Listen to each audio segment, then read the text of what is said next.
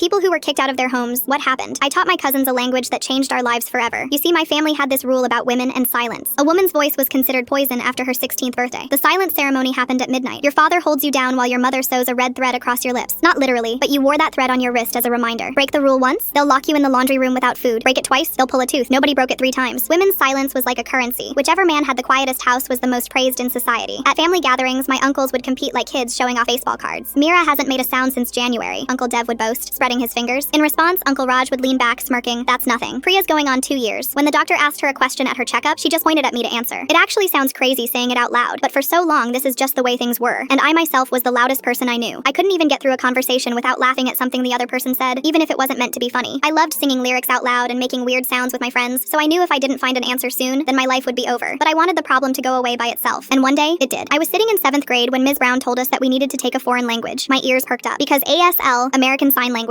counted. You see, the whole time me and my family were in the USA, because it wasn't until you turned 16 and made the vow of silence before you were sent back to the motherland. And there, you were forced to settle down and have kids. So 3 times a week, I sat in Ms. Brown's classroom learning to speak with my hands. Adrenaline pumped through my veins. If she so much as texted my parents about my choice of language, they'd find out what I was up to, and my life would be over. I even didn't know what I was going to do with the lessons, because no one around me spoke the language. But then came Diwali dinner. All our relatives flew in from the motherland to eat at our house. It was supposed to be the happiest time of the year. But during the meal, I noticed Priya sitting by herself at the end of the table. There were tears silently streaming down her face, and she was unable to tell anyone why. She was 17, a year into her silence. When no one was looking, I handed her a glass of water with a note in my hand. Meet me by the garden shed. Bring your sister. I told everyone that I noticed her sari was wrinkled, and I was going to teach her how to fold it properly in the shed. That's how it started. Every family gathering, while the men watched cricket and the silenced women served food, me and the younger girls would cluster together, all desperate to avoid our fate. I taught them letters first, then words. Then we had whole conversations flowing between our fingers. We got creative with practice locations, signing while washing dishes, our hands hidden in soapy water. We developed our own secret gesture. A flick of the wrist meant he's coming. A thumb brush meant save this conversation for later. By the time I turned 15, we had a full network. 12 girls between the ages of 9 and 15, all fluent in a language our fathers and brothers couldn't understand. The older women noticed, but said nothing. Others started learning by watching us. Everything crashed down at my cousin Angeli's wedding. She was 15, marrying a 65-year-old man who'd specifically chosen her for her early, well-trained silence. We were halfway through the ceremony when I noticed her 11-year-old sister glaring right at me. When I looked down at her hands, she signed, he hits her. She showed me the bruises. I watched Angeli standing there in her red wedding sari, unable to object to her own marriage. Something in me snapped. As he started the final vow, I stood up and spoke, but this time it wasn't in sign language. It was out loud. She doesn't want this marriage. He's been hurting her. My mother's face turned ghost white. There were gasps all around me. The room exploded. 200 guests staring as I broke the cardinal rule. My father grabbed my arm, hissing about shame and consequences, but he froze in his tracks because 6 other girls stood up, some speaking for the first time in years. We know about the beatings, one exclaimed. This is effing illegal, another one shouted. That's when I heard sirens outside. Through the window, I saw 2 police cars and a CPS van. Someone had called them about a marriage in progress. Full story on channel, link below.